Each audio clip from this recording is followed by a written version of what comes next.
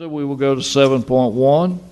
Council will receive an update report from Innovation Transportation Solutions pertaining to the Texas Department of Transportation Highway 377 project. Mr. Kaufman. Thank you, Mayor. Tonight we have with us staff from ITS, owner and staff, John Polster, and his compadre, Barry Hurd, and also our engineer, Craig. Matt Craig. Yeah. Matt. Okay. So anyway, we've got a little slideshow. We wanted to give you all an update. And thank y'all for being here so you can see this too. This is important stuff. So go ahead, John, if you would. So I'm in a kind of a pickle, so I'm going to do what I can. I'm just far enough away where I can't see that very well, and that's behind me. So I'm going to work off my phone about that a little one? bit. Okay, I can do that one. So I won't be looking at you all the time. So I'm going to hit the button. Went the wrong way. Sorry. Here we go. All right, so the project team that we have working on this 377 job is TxDOT Department of Transportation is the lead. Their partnership was with the North Central Texas Council of Governments, which is a funding organization that funds transportation in the region. Obviously, the city of Granbury, it's the stakeholder of record for these projects. And then we work for Granbury to work through all of the TxDOT regulatory issues and to secure the funding for the project. And then half works for TxDOT. They're the engineer of record on this project. So we, and part of that role that we do for you guys is we attend all of the meetings with TxDOT so that y'all don't have to. And we do all the coordination with them on the utilities. And we work for both in the Dallas and Fort Worth district and other parts of the state. And so Barry Hurd's ex-TxDOT, we've got other ex-TxDOT folks working for us. So we have people on our staff that did this for a living until they retired or were stolen, one of the two from TxDOT. And we help with the constructability of the project, the plan review, the traffic control, the phasing on the construction is always important to a project success, because you know if you get a project fully funded and you go get it built and you don't get it built right, it leaves a sad, sour taste in people's mouths. So we help the contractor and the city work through those issues once we get to the construction phase of it. And utility coordination is a critical issue because you get the schematic approved, then you get the environmental clearance document done, then whatever right-of-way needs to be acquired, which we'll get to that in a second, and then the utilities have to be relocated. And the utilities typically have a long lead time because the state allows utilities in their right-of-way with the understanding that if the state widens the road, as we are doing in this case, those utilities have to move away from the future project. So if they either go back into the parkway areas of the project, and if there's no room, then they have to find easements outside the state's right-of-way. So that's always a critical issue that requires constant supervision. And then on all the right-of-way acquisition, whenever there's issues associated with that, we work with TxDOT on that, because that's really the first time the residents get to have a first-hand relationship with a TxDOT is during right-of-way acquisition, and there's always some areas of smoothing off the edges on that to make it a little bit easier. And then all of the agreements that are required between the city and the state and the COG, we do all those things. And then, like I say, they don't hire us because we're smart. They hire us because we're pretty good at getting money for these projects.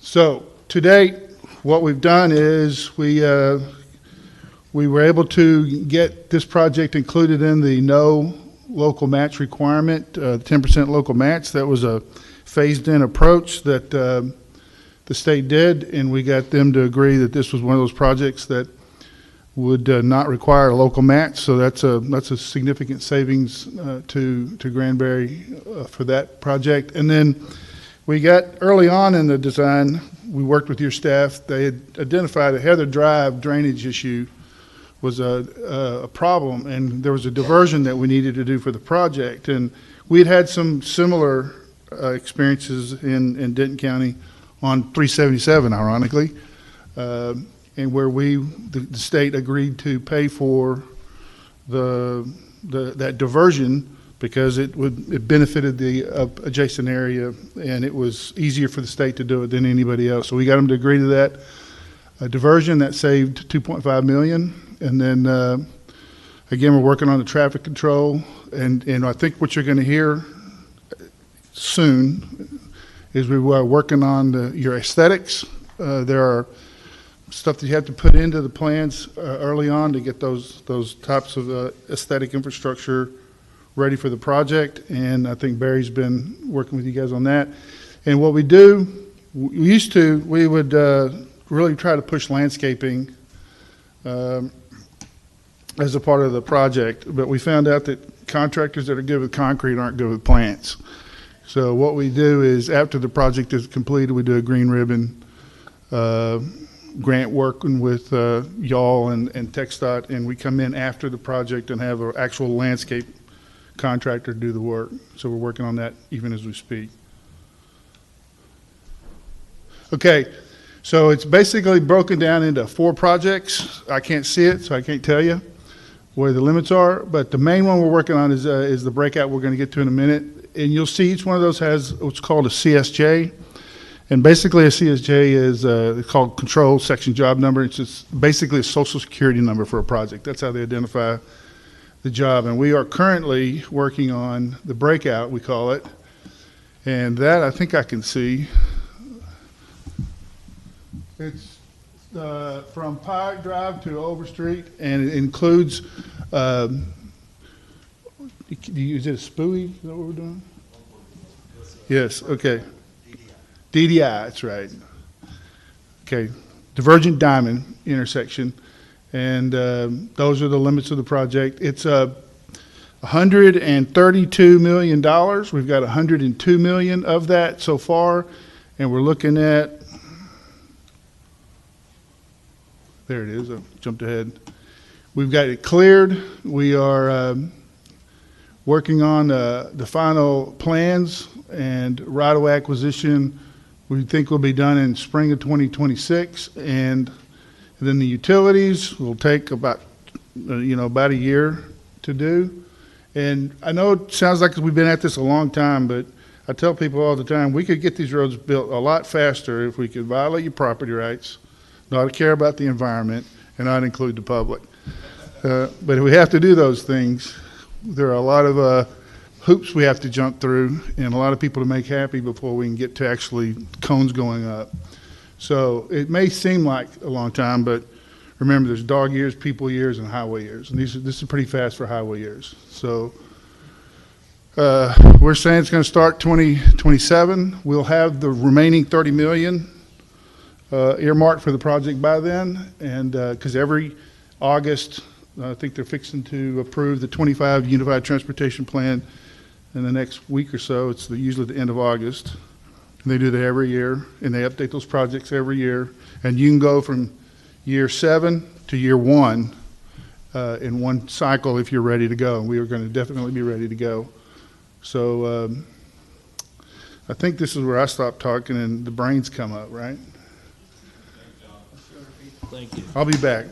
All right, appreciate you. I like your humor too. Always good to have a little humor. Okay, I'm going to start off with the next slide with purpose and need, the environmental that John was talking about. And just to give you a little bit of background, at ITS, it's one thing we do is work on unique projects, and this is a unique project. And I think as we go on through the end of the presentation, everybody's going to see that. It's not a project that you see every day. So the need, everyone knows the need. There's inadequate capacity to meet the current projected traffic demands. As far as the purpose, it's improve mobility and enhance safety. That's one of our major goals that we were talking about earlier.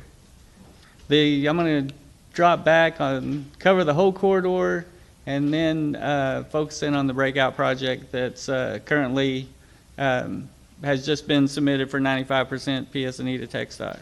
That's for the plans. The existing highways, 4-lane highway, 12-foot travel lanes, medians vary throughout the corridor. It's a combination of a suburban and rural roadway that's been upgraded over time, as you know, by TxDOT. The existing roadway from Holmes Drive to the east end of the bridge over the Brazos River is 4 lanes and has a depressed median.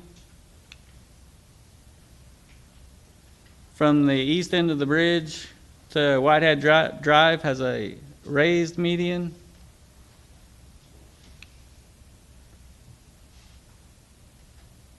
Go one more here. Another part of the existing roadway from east of Whitehead Drive to FM 167 or Fall Creek Highway has the 2-way left turn lane. The proposed roadway, that was one farther. Sorry about that. So on the proposed roadway, which is why we're here, ultimately is going to be 6 lanes, 3 lanes in each direction, and a divided urban highway, urban design, which is different than what's out there currently. Between FM 51 and Holmes Drive, we're made a 4-lane and converted to an urban highway. And we also have improvements at intersections, interchanges, ramps, driveway connections, providing pedestrian, bicycle, and pedestrian accommodations. Overall, the project objectives are improve the interchange at 144, which is the breakout project, add additional 3 lanes in each direction to add a capacity like we just talked about, going to 6 lanes, improve the interchanges north and south, address drainage issues along the corridor that we'll cover in a few moments, mention the best pedestrian and bicycle accommodations, and to accommodate COG's Mobility 2050 plan. So this is a very unique interchange, and John had mentioned the SPUI and the direct diverging diamond. This is, in my opinion, a better design than the SPUI, the single point urban interchange. I worked on a couple of those in Collin County, and this design improves the U-turns much better than that design. So this is a very unique interchange.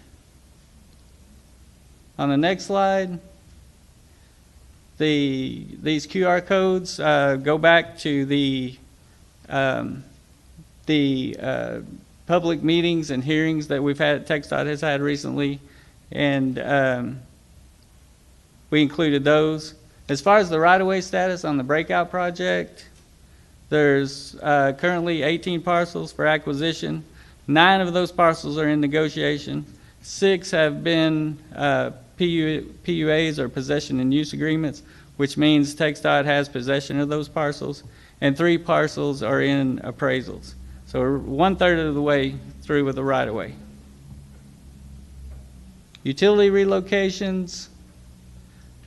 People are currently out there. City of Granbury, AT&T, Atmos, Spectrum, Windstream, and Zayo. Right now, the utilities are in the design phase. Some of them are close to being done with design. Some of them are midway, but there's really nobody that's at the beginning. So we're working with TxDOT and Matt's team to identify the places where people can go along the corridor. Drainage improvements. There's drainage improvements throughout the corridor. The main thing is on the improvements, there's going to be a urban storm sewer system incorporated in the project. There's no more open ditches throughout. There'll be a few minor places, but for the most part, everything's going to be enclosed system. This is what John had mentioned earlier on the Heather Drive. You can see at the bottom of the slide, you remember a few years ago when there was flooding, that's taken, coming, just looking down onto Heather Drive, and the whole area is flooded. So that will be solved with that drainage diversion, where the culvert that's shown in the top picture will be eliminated and the water will be diverted to the lake. So I'm going to turn this over to Matt to finish the aesthetics. Very good. Thought she had the clicker there. Let's see. All right, thank you again. And I've had that privilege of being the project manager on this and really working with the city closely on all the advanced planning, the things that John said we had to watch out for, right? The environment and the right-of-way. And one of the last things that we had is the aesthetic side, and looked at the overall plan for the area. And if you've remodeled your kitchen before, you know all the different choices of the countertop and the flooring and all the issues that go into that. And it's really been a great working with the city.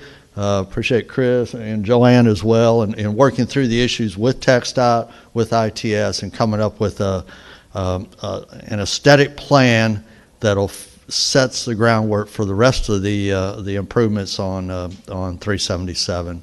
So I'm going to run through just a few slides, give you a sampling of some of what those aesthetics look like coming out, because the breakout project is what we're doing aesthetics on right now. The construction plans have actually 90% been developed now, and they just got turned into TxDOT. So the timing's perfect on working through, what's getting incorporated in construction plans and working with you all on the plans here. So there's, like I say, 3 big bridges coming across. The new bridge is across the lake, and you've got the new bridge for FM 51 Paluxy, shown in this picture, and the new bridge for, as Barry and John were mentioning, the diverging diamond. That's going to be in place there for a 144 replacement. So, and that's a big bridge, a lot of concrete to it, and the aesthetics are an example of what is being provided in the overall construction plans. Also on the hardscape side of things, when we say hardscape, as John mentioned, the landscaping, the plants and all will be later. This is the hardscape. This is the concrete part that goes into it. It's the look of the retaining walls, of the bridge rails, the retaining walls, all the way down to the stamped concrete for walkways and crossings. It also includes the lighting standards from the street lights and the overhead lights as well. And also the accent lighting that goes into it. So I'm really proud of what the architects and working with the city and coming up, and TxDOT, and coming up with the plan for what is getting built into the initial breakout project. And this gives you a little more composite of just what it would look like with all the different elements there. So that's within your, I believe, within your briefing package, as you'll see. And there'll be, the next step is working through the overall agreement with TxDOT on those aesthetic elements that go into the plan. So I know those are being worked on now. And last is some accents as well. I call them gateway monuments that will bear. Really set the presence for people coming into town, especially coming up from 144 and over the lake. So with that, to close it out, John. Hey, could I get you to go back to the slide with the side walls on the bridge? I wanted to share this with y'all prior, but I didn't do it. That metal barrier, keep going. We'll go to that slide in a minute, but that metal barrier, one more, I think. There you go. On the bottom left, there's a metal barrier there, and that doesn't look very appealing, but I did go over and notice that on the Chisholm Trail, and it's painted and it looks very attractive, and that rail is what we had in mind along the interior of the road crossings of the bridge. The one at the very top on the right is what we had in mind for the aesthetics between the lake or the river and the bridge with the lighting on it. And then there's about a 10-foot walk space there, or bicycle trail and walk space, and it has to have another barrier. And we were looking at this one with kind of a cathedral cutout on it, but I think we could go to the standard TxDOT if we would paint it for that interior rail on that as well. I don't know. What are your thoughts, folks? It would save us some money, but anyway. Chris? Yes, sir. Just a question, Mayor. What's the maintenance after you paint that? Is that something we're going to have to? Yeah, we'll be responsible to paint that probably every 15 years or so. Okay. And the concrete was the other option. It's got to be able to stop the traffic. Right. And so I think, the long-term maintenance of the pipe rail would look, we'd still have the pretty aesthetic on the exterior of the bridge with the lighting that would illuminate the sidewalks and part of the roadway. But anyway, that's just something that I thought we needed to consider some more as we move forward. And then if you go to the next slide where we were talking about the stamped concrete. Oops, wrong way. One Sorry. more. The other way. One more.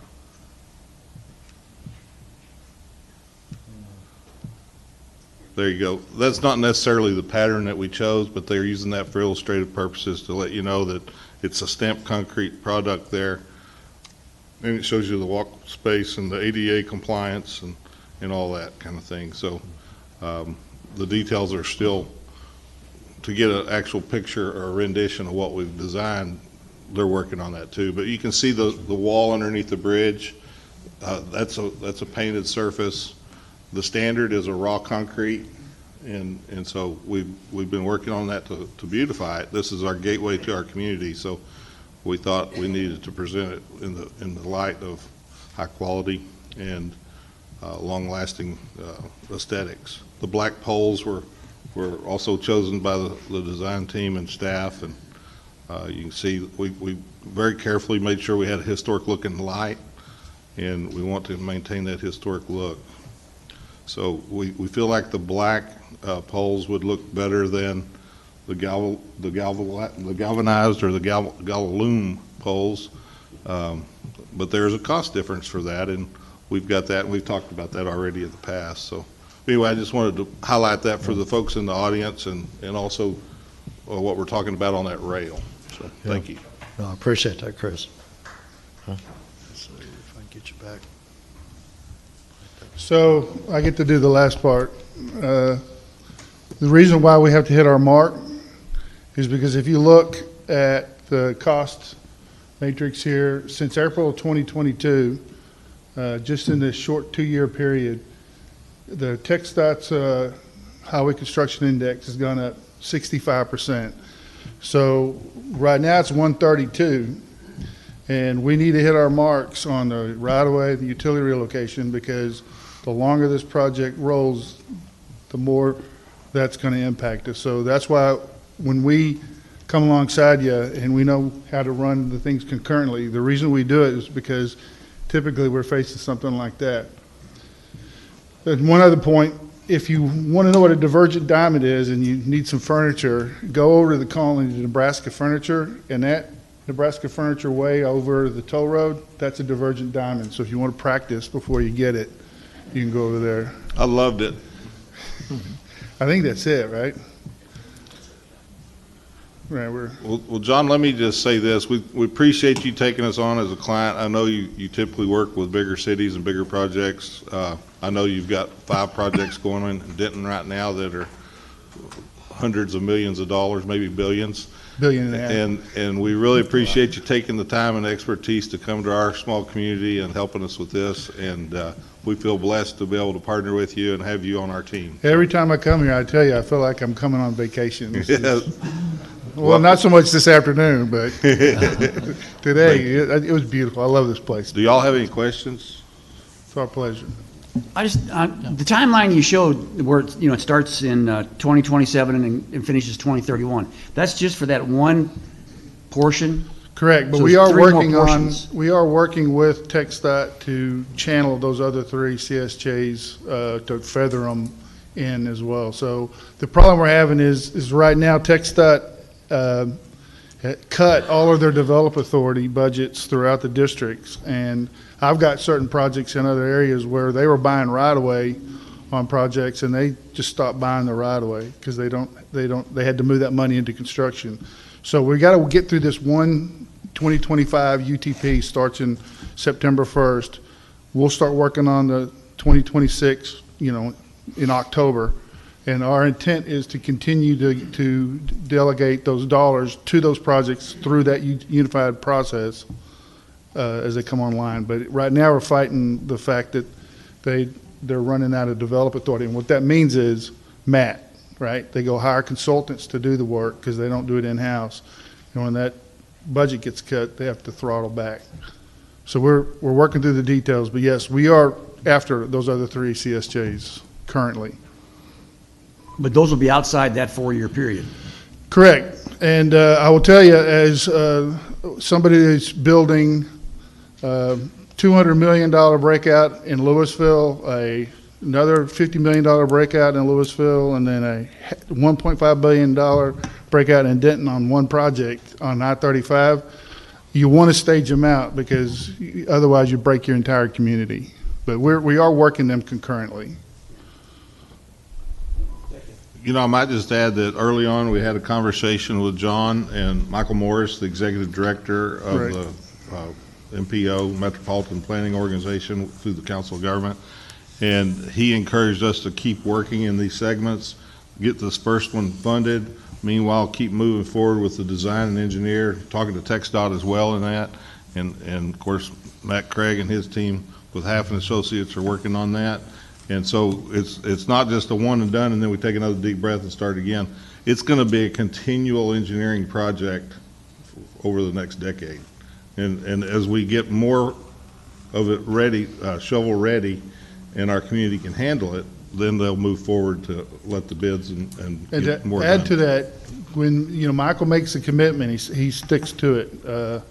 But to add benefit to that, even the state of Texas has now done a statewide 377 corridor committee that's looking at 377 through the entire state. So that means the commission has taken an interest in these projects as well. John, thank you. We, have conversations with other people, and when they find out that John Holster's involved, we get a good look, and they say, you got somebody doing the heavy lifting. So I thank think you somebody very tell much. my wife that. She's working pretty hard too, Thank you, keeping you in line. Barry. Mayor, Yes, Mr. Wadley. we had a public meeting last August. TxDOT did a thing at our conference center the week before. They met us back in executive session. And at that time, the construction was going to begin in '26 on the breakout project and finish in '29. Because I remember questioning the 3-year time frame. 4 years seems at least more reasonable, and maybe longer than that. But this slip in a year and then to start, is that more firm now, or is that still going to be pretty No, flexible? now that we are buying right away, the state's buying the right away, and the utilities have been on notice. That schedule, once TxDOT sets a let date like this, once the right of way begins and the utility starts, they don't move it. They'll bring more assets to bear on it. They don't move the let date. Awesome. They can move it up. They can't move it out. That's well, because even slipping a year to me is But that was better right than there. saying, here's the date, and then 5 years later, you still haven't So started. what happens is, again, I kind of alluded to it. You only know we don't really, until you get to 60% plans on the project, you really don't know how your utilities in the corridor are impacted. So the closer we get to 95%, the more certain we are of our schedule. Okay, thank you. Anyone? Mr. Mayor. Rodriguez. Well, John, I hope you stay on this project from start to finish. With the political climate and the change out of city council members, mayors, none of us are going to be here I don't know how many of us are going to be here to see the finish of the entire corridor. And no, I'm just saying, I don't know if you're going to be here for 15, 20 years for it to take that long for the Yeah. entire corridor. So I'm happy, and hopefully you stay on this, and hopefully you stay alive to finish this project. All right? Yes, So sir. we're counting on you to do all the heavy lifting. try to as stay alive. All right, thank you. I do have projects that I started when I was single and young and skinny and handsome, and now I've got 3 kids all out of college, and I've been married 32 years, so I'm still working on them. Congratulations. Thank you, John. And Barry? Barry, thank you, guys.